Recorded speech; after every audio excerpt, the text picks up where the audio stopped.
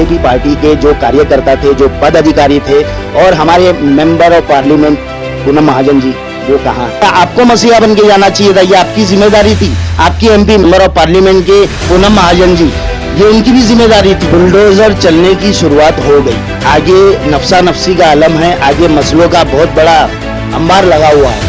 तो आपका लोगों से क्या कमिटमेंट रहेगा? मैं यही बता रहा हूँ ना, प्रॉब्लम वहाँ नहीं है, प्रॉब्लम हमारे लोगों में, हमारी इकाई के अंदर है। आप बताइए, एक कार्यकर्ता अपनी जान पर खेल के सिटी सर्वे को रोकता है, यहाँ पर माड़ा के बोर्ड लगवाता है, बिल्डरों के ऊपर एफआईआर के ऑर्डर लेकर आता है। ये जनता किधर है?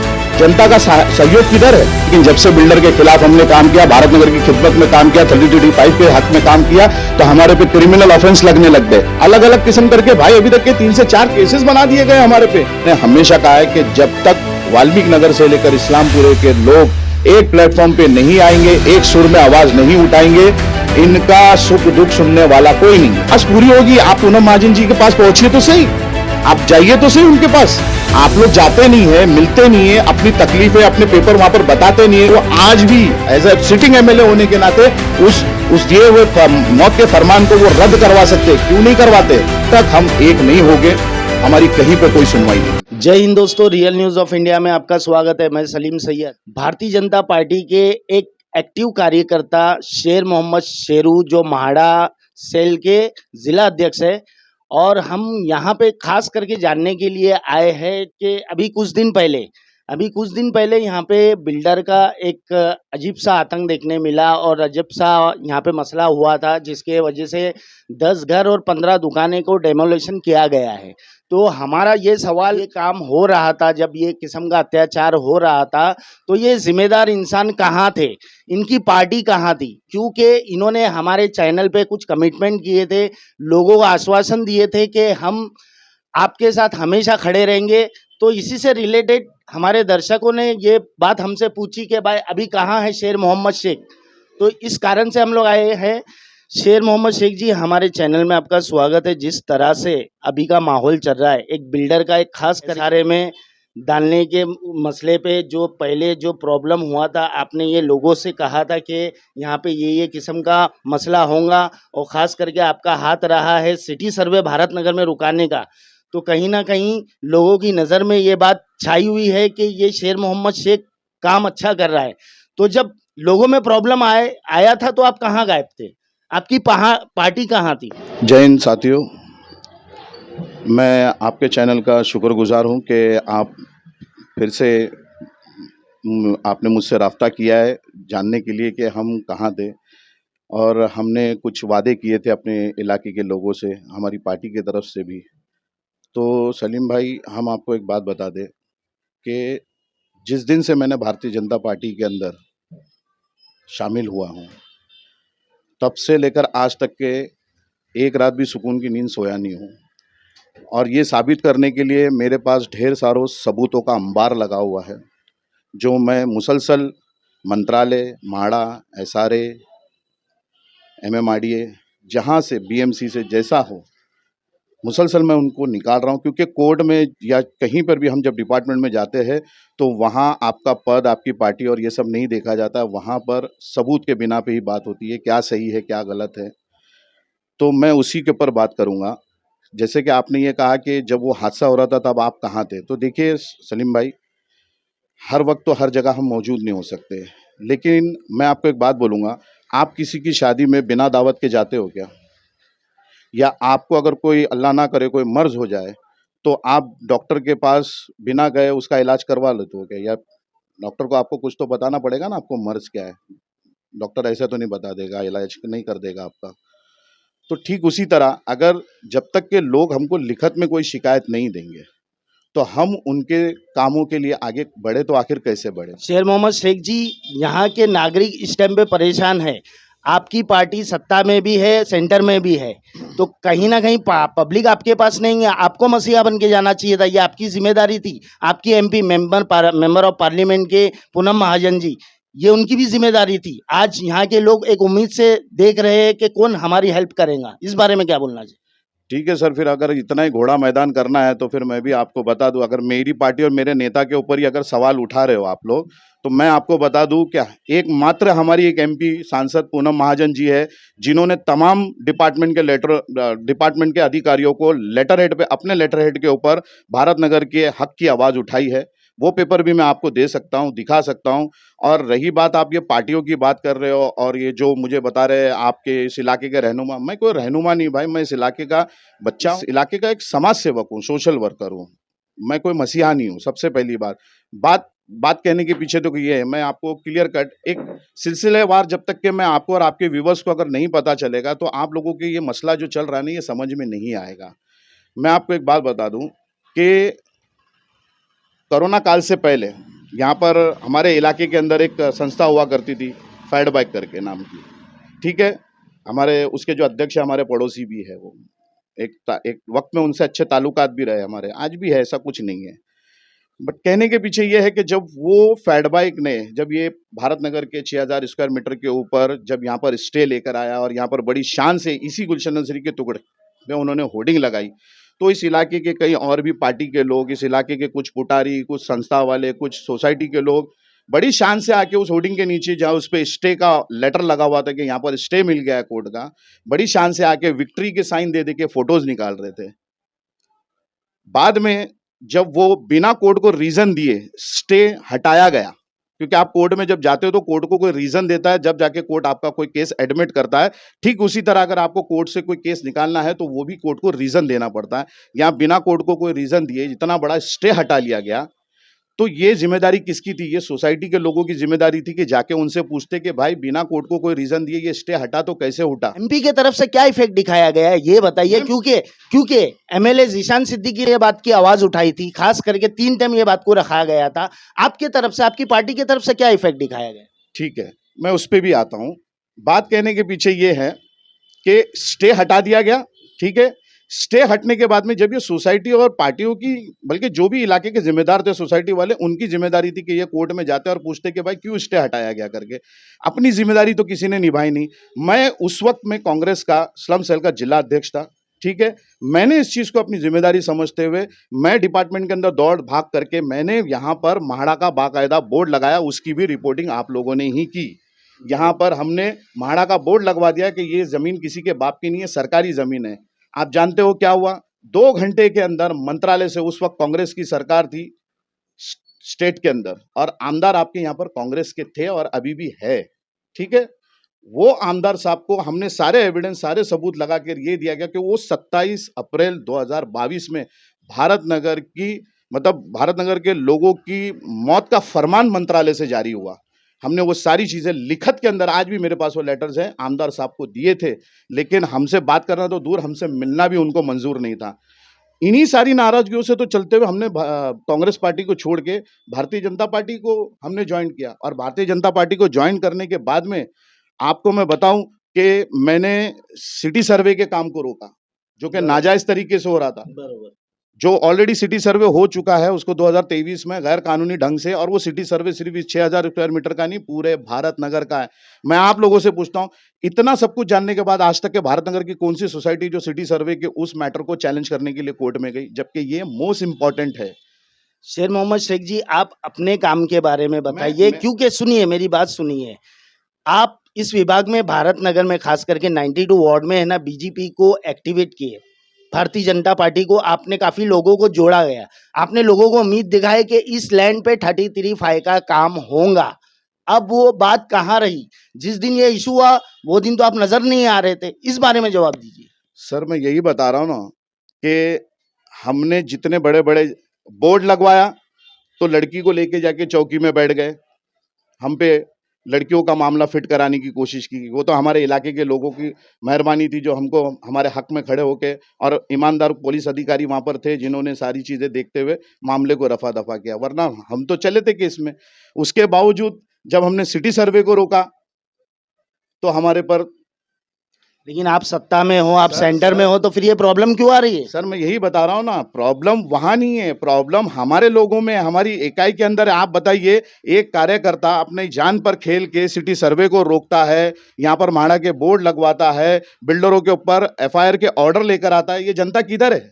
जनता का सहयोग किधर है? आप मुझे बताइए, हम पे 307 आज 7 महीने 8 महीने तक के यही शेर मोहम्मद शेख बीकेसी चौकी के अंदर या इस इलाके के अंदर एक सोशल वर्कर के नाम से जाना जाता था। आज यही शेर मोहम्मद शेख एक क्रिमिनल के नाम से जाना जा रहा है। 7 महीने पहले मेरे कोई क्रिमिनल रिकॉर्ड नहीं थे, लेकिन जब से बिल्डर के खिलाफ हमने काम किया, भारत नगर की खिदमत में काम किया, 3035 के हक में काम किया, तो हमारे पे क्रिमिनल ऑफेंस लगने लग गए। एक नहीं, दो नहीं, अरे हम पे लगे, ठीक है, हमारी बर्दाश्त, हमारी औकात है, हम आज भी झेल रहे, संभाल लेंगे। आपको ये बताऊं, नौजवान बच्चे, प्लॉट नंबर 11 के नौजवान बेकसूर बच्चों के करियर बर्बाद किए गए। हाफ मर्डर जैसे केस, आपको पता है उसके अंदर क्या प्रोविजन है? लाइफ के प्रोविजन है। यहाँ बिल्डर ना सिर्फ लोगों की बल्कि नौजवान बच्चों के, हमारी नस्लों को यहाँ पर बर्बाद कर रहा है, उनके करियर को बर्बाद कर दे रहा है। पार्टी की जहां तक कि आप बात करोगे, आज भी हमारी लड़ाई जारी है। आज भी हमारे पास ऐसे ऐसे एविडेंस हमने लाके कि हमने मंत्रालय की नींव से नींव हिला के रखा हुआ है। यहाँ के रहवासी जानना चाहते हैं कि आपकी बीजेपी पार्टी के जो कार्यकर्ता थे, जो पद अधिकारी थे, और हमारे member of parliament Poonam Mahajan ji, वो कहाँ हैं? सर मैंने आपको बताया, मैं आपके सामने बैठा हूँ, ये पूनम महाजन जी का कार्यकर्ता बीजेपी का, यही पूनम महाजन है। हमको ही मैडम ने यहाँ पर खिदमत के लिए रखा है, 24 घंटे के लिए। हमको अगर पद दिया है तो अपने मुफात के लिए या अपने कामों के लिए नहीं, भारत नगर की आवाम के लिए किया है, ठीक है? तो हम हमारा काम कर रहे हैं, हमारे काम के रिपोर्टिंग जो भी है, हम हमारे मुंबई अध्यक्ष, हमारे जो माड़ा के जो चेयरमैन है, हमारे मुंबई अध्यक्ष जो सेल के हैं मिलिंद तुलस्कर साहब, हम सिलसिलेवार वक्त बे वक्त उनके पास में सारे मसले हम मुसलसल रख रहे हैं। वक्त बे वक्त हम ताई के पास में भी हमारे मसले सारे रख रहे हैं। और अभी हाल ही के अंदर एक दो चीज़ ऐसे जो बड़े मसले हैं, मुद्दे हैं, जो अभी फिलहाल मैं आपके चैनल पे नहीं कह सकता हूँ, जो जैसे ही मेरा ताई के साथ में अपॉइंटमेंट हो जाएगा, मैं वो सारी चीज़ें उनके साथ में रख के इंशाल्लाह कुछ ना कुछ अच्छा एक रिजल्ट आपके सामने बुलडोजर चलने की शुरुआत हो गई, आगे नफसा नफसी का आलम है, आगे मसलों का बहुत बड़ा अंबार लगा हुआ है, तो आपका लोगों से क्या कमिटमेंट रहेगा? देखिए, जैसे कि एक रात में वीडियो वायरल हुआ है, और जैसे कि मैं उन लोगों के थोड़ा जान पहचान में भी हूँ, तो वहां पर कोर्ट का ऑर्डर होने के बाद, अब पार्टी बड़ी है कि कोर्ट बड़ा है? कोर्ट बड़ा है, बराबर। तो जो कोर्ट के ऑर्डर का भी हनन कर रहे हैं, कोर्ट के आदेश को भी नहीं मान रहे हैं, तो वो किसी पार्टी का, इसके ऊपर तो आप सवाल ही छोड़ दीजिए। तो आपका पावर कहाँ है? हमारा पावर, देखिए, हमारा पावर जनता है। जनता जब तक जागरूक नहीं होगी, जनता जब तक के सामने खुलकर नहीं आएगी अपना हक मांगने के लिए, यहाँ पर कुछ नहीं हो सकता। उनके ऊपर सिर्फ केस बनेंगे, जो आवाज उठाएगा जनता सर जी, के हक में। आप सत्ता में भी हो, आप सेंटर में भी हो, ये बात क्यों भूल जाते हो? सर हम सत्ता में है, हम सेंटर में है, तो काम करने की पद्धति होती है, एक प्रोसीजर होता है, और वो प्रोसेस हम बराबर फॉलो कर रहे हैं। और हर प्रोसेस को फॉलो करने में थोड़ा वक्त लगता है। अगर आपको लगता है कि हम नाकारा है, हम नहीं कर रहे, तो आइए हमारे पेपर डॉक्यूमेंटेशन देखिए, हम किन चीज़ों पे काम कर रहे हैं। हम जो ये पेपर निकाले ना, ये हमने हमारे लिए नहीं निकाले, ये भारत नगर की आवाम के लिए। आवाम को कुछ तकलीफ है, कहीं पे कुछ अटके, आइए हमसे राब्ता कीजिए, हम आपको एविडेंस देते हैं। आपका हक, आपका फंडामेंटल राइट है, आप उसको उठाइए। क्योंकि एक अकेला जब शेरू मामले को उठाता है, शेर मोहम्मद उठाता है, तो उस पे 307 बन जाते हैं, अलग अलग किस्म करके। भाई अभी तक के 3 से 4 केसेस बना दिए गए हमारे पे, जबकि पुलिस स्टेशन को हमने बार बार इंटीमेशन देते गए कि सर हम ये काम कर रहे हैं और इस काम के चलते हुए हमारे पे फेक केसेस बनाए जा सकते हैं। देखिए लड़की का आ गया मामला, देखिए ये हो रहा है, जो भी हम सारी चीजें ट्रांसपेरेंसी रखते हैं करके। शेर मोहम्मद शेरू जी, आपने ये चीज की बुनियाद डाले थे कि इस लैंड पे 33 का काम होगा, तो वही कमिटमेंट पे बात करिए, क्योंकि अब बुलडोजर चलना चालू हो गया, आगे और मसले आएंगे, तो आगे आपका होमवर्क क्या है, किस तरह से इस चीज को रुकाएंगे? देखिए, रुकाने वाली जात तो सिर्फ ऊपर वाले की है, मेरी कोई जात नहीं है किसी के काम को रुकाने की। और किसी का काम अगर सही होगा तो मैं, आप कोई भी कुछ भी कर ले, नहीं रुका सकते। मैं अभी भी, और इससे पहले भी अगर आप अपने इंटरव्यूज देख लो, तो मैंने हमेशा कहा है कि जब तक वाल्मीकि नगर से लेकर इस्लामपुरे के लोग एक प्लेटफॉर्म पे नहीं आएंगे, एक सुर में आवाज नहीं उठाएंगे, इनका सुख दुख सुनने वाला कोई नहीं है। ये मेरा पर्सनल एक्सपीरियंस में बता रहा हूं। मैं आपको बता दे रहा हूं, 100 में से 90% अधिकारी भ्रष्ट बैठे हुए, फाइलों को रोक रहे, फाइलों को मंत्रालय तक के जाने नहीं दे रहे, अपने टेबलों के ऊपर महीनों गिनती नहीं, सालों गिनती से रुका रुका के रखे। जिन लेटरों के अंदर ऑर्डर है कि 7 दिन के अंदर मंत्रालय को जवाब दीजिए करके, वो फाइलें मैं आज भी आपको प्रूफ करता हूं कि म्हाड़ा में एसआरए में एक साल के ऊपर हो गया जो उनके टेबलों के ऊपर से नहीं निकल रही है करके। ये हमारा जिगरा है कि हम लोग कैसा कैसा करके उन चीजों को निकाल निकाल के लेकर मंत्रालय तक के पहुंचने का काम कर रहे हैं। लेकिन बात यही है कि एक मासूम जनता, बेबस जनता पे तो जुल्म हो रहा है, अत्याचार हो रहा है। अरे भाई, ये तो आज से नहीं, एक जमाने से हो रहा है। ये कोई आजकल थोड़ी है, ये एक नया बिल्डर आया इसके वजह से थोड़ी है, एक जमाने से ये सारी चीजें चल रही है। पर बात बोलने के पीछे ये है कि हमारी जनता भी कितनी, मतलब मैं, देखिए, मैं जनता को कुछ ऐसा शब्द नहीं इस्तेमाल, लेकिन मैं एक इंसान होने के नाते है ना, जब अंदर से जान जलती है, खौलती है कि भाई तुम्हारे लिए हम मरमर कर रहे हैं, तुम्हारे छतों के लिए, तुम्हारे आने वाले बच्चों के भविष्य के लिए, लेकिन तुम तो ऐसा है कि चद्दर तान के सोए, तुमको कुछ पड़ी नहीं है करके। बराबर, तुमको कुछ नहीं पड़ी है। तुम ये सोच रहे हो कि फलानी जगह से एक फलाना नेता लड़ रहा है या फलानी जगह से एक फलाना सोशल वर्कर लड़ रहा है, हम अपना बैठ के चद्दर तान के आराम करेंगे।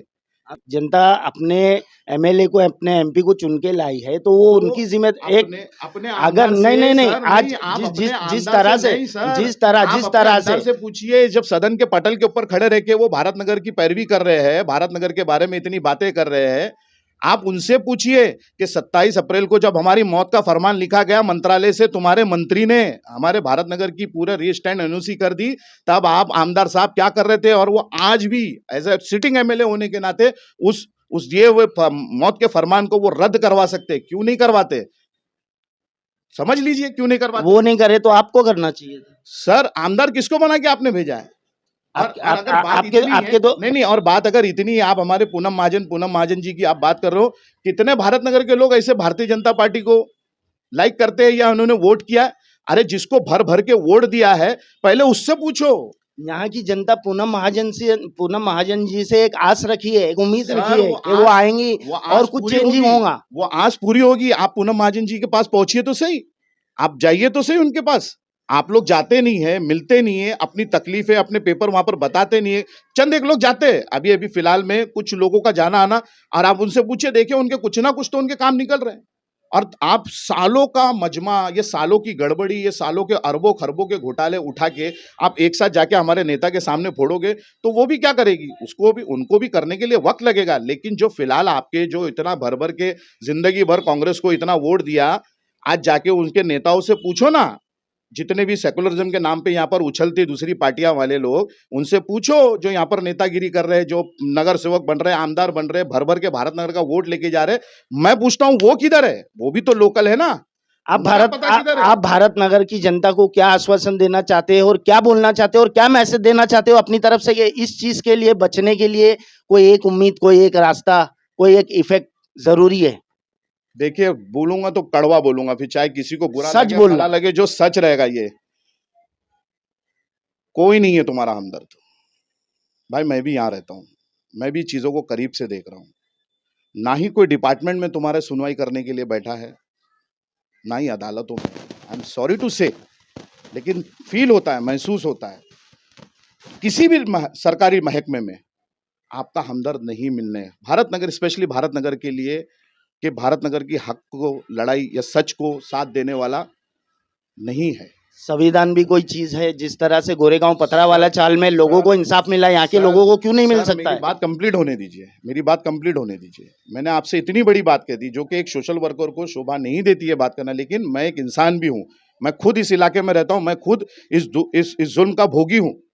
मैं भी अपने दिल के छाले फोड़ सकता हूँ ना आपके चैनल पे।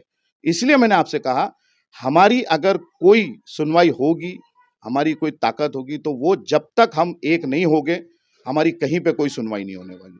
हम सबको एक होना होगा, एक रास्ते पे आना होगा, एक सच्चे हिंदुस्तानी की तरह सभी धर्म जाति समाज के लोगों को लेकर चलना होगा। तब जाके हम इन बड़े बड़े खूंखार जो आए हैं ना हमारे इलाके को बर्बाद करने, तब जाके हम इनसे लड़ सकेंगे। जिस तरह से कोर्ट की एक एक्टिविटी होती है, रेफरेंस देखा जाता है, कहीं ना कहीं गोरेगांव पथरावाले चाल में एसआरए में डालने की साजिश रची गई थी। आज वो लोगों को इंसाफ मिला, 33(5) में उन लोगों का लैंड गया, 33(5) से वो हुआ। तो ये चीज भारत नगर में क्यों नहीं हो सकती? क्योंकि यहाँ के रहवासी 50 साल दिए 3 पीढ़ी चले गई है यहाँ पे, तो यहाँ पे ये चीज क्यों नहीं हो सकती? देखिए, मैं आपको बता दूं, जहाँ तक कि मुझे याद है, जैसे कि फॉर एग्जांपल बसेरा के पास में का एक बात बताता हूँ, 180 के अंदर श्याम करण जी के पास में इनके एग्रीमेंट्स वगैरह हुए थे, ठीक है। ये मसला जो अभी फिलहाल जो चल रहा है ना एसआरएम में भारत नगर को, ये सबसे ज्यादा बड़ी तलवार जो टंगी हुई वो बसेरा और 53 से 64 नंबर के प्लॉट पे टंगी हुई। पूरे भारत नगर में प्लॉट नंबर 11 या 12 है या चालिया जितनी भी है, फिलहाल इन पे नहीं, क्योंकि इन्होंने कभी एग्रीमेंट नहीं किए बिल्डर्स के पास में। आप इस बात पे भी थोड़ा गौर कीजिए। और बसेरा इससे पहले भी कोर्ट में थी, वहां पर जो उस वक्त के जज साहब का जजमेंट मेरे पास अभी भी पड़ा हुआ है, आप उस जजमेंट को देखो, पढ़ो। यहाँ लोगों ने एग्रीमेंट किया है और बिल्डर ने वो एग्रीमेंट और जितने जो स्लम्स के एग्रीमेंट को मिला के मर्ज करके उन्होंने कलेक्टर साहब के सामने और एसआरए के सामने रख के अपना प्रॉपर्टी कार्ड पे नाम चढ़ा के ले लिया सर। तो जब तक आप सिटी सर्वे को चैलेंज नहीं करोगे, प्रॉपर्टी कार्ड को चैलेंज नहीं करोगे कि ये लैंड म्हाड़ा का है, हमको गलत फहमी से, हमारे से झूठे वादे करके या हमको गलत दिशा दिखा के हमारे से ये एग्रीमेंट्स कराए गए, फोटो पास को अलग करो, म्हाड़ा के अलॉटेज को अलग करो और देख लो और कर दो इंसाफ। लेकिन वो बोलते हैं उनका मसला है, प्लॉट नंबर 11 बोलेगा अपना मसला है, 12 बोलेगा अपना मसला है, बसेरा बोलेगा हमारा मसला है।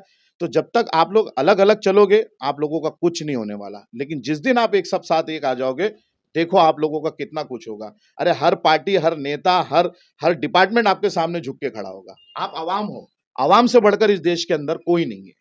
शेर मोहम्मद शेख जी का कहना है कि जब तक एकता नहीं होगी तब तक कुछ नहीं होगा। और रही बात यहाँ पे 33(5) का जो लैंड है उसी पे काम करने के लिए आगे का ये प्रोसेस है, इसके लिए खास करके एकता होना ज़रूरी है और सबको मिलना ज़रूरी है। अगर ये नहीं हुआ तो आने वाले दिन खतरों से खाली नहीं होंगे, आने वाले दिन का भविष्य खराब है, बच्चों का भविष्य खराब है, क्योंकि यहाँ के रहवासी 50 साल दे चुके हैं इस सरजमीन पे।